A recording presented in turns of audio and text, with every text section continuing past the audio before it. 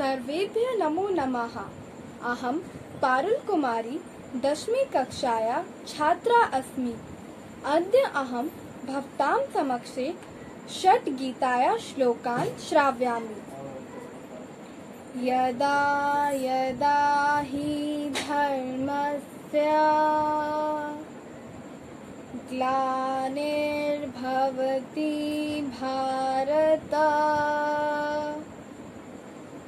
अभ्युत्थानमधर्मस्य तदात्मानं सृजाम्यहम्। अर्थात, हे अर्जुन, जब जब संसार में अधर्म और पाप बढ़ने लगता है, लोग अन्याय एवं गलत कामों में लग जाते हैं, तब इस संसार में धर्म का विनाश होने लगता है और धर्म और ईश्वर दोनों ही समाप्त होने लगते हैं। इसलिए अधर्म को रोकने के लिए और धर्म की फिर से वृद्धि करने के लिए मैं इस पृथ्वी पर अवतार लेता हूँ। परित्राणाय साधूनां विनाशाय च दुष्कृतां धर्म संस्थापनार्थाय संभवामि युगे युगे। अर्थात, जो इंसान पृथ्वी पर सज्जनों जैसा व्यवहार करता है, उन सभी व्यक्तियों की रक्षा के लिए और दुष्टों के विनाश के लिए, धर्म की स्थापना के लिए मैं हर युग में अवतार लेता हूँ और जान कल्याण धर्म की स्थापना करता हूँ। कर्मण्येवाधिकारस्ते मा फलेषु कदाचन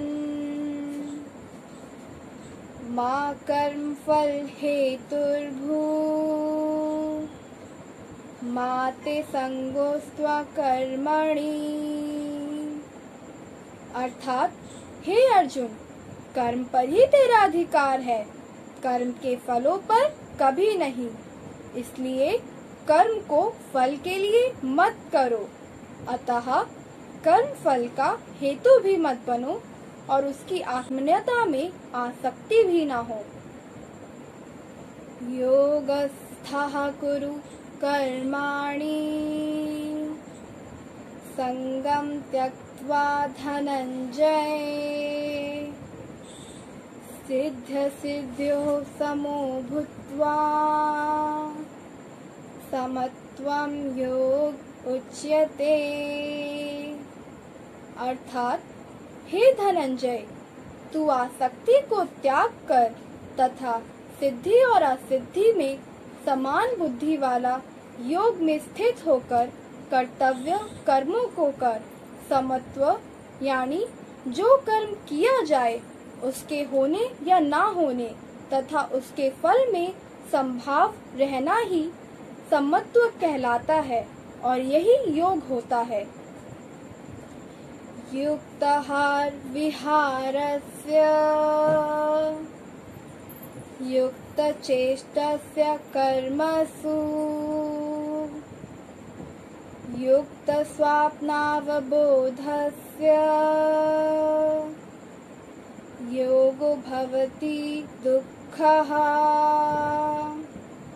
अर्थात, दुखों का नाश करने वाला योग यथा योग्य आहार और विहार का, कर्मों का यथा योग्य चेष्टा करने वालों का तथा यथा योग्य सोने और जागने वालों का ही सिद्ध होता है।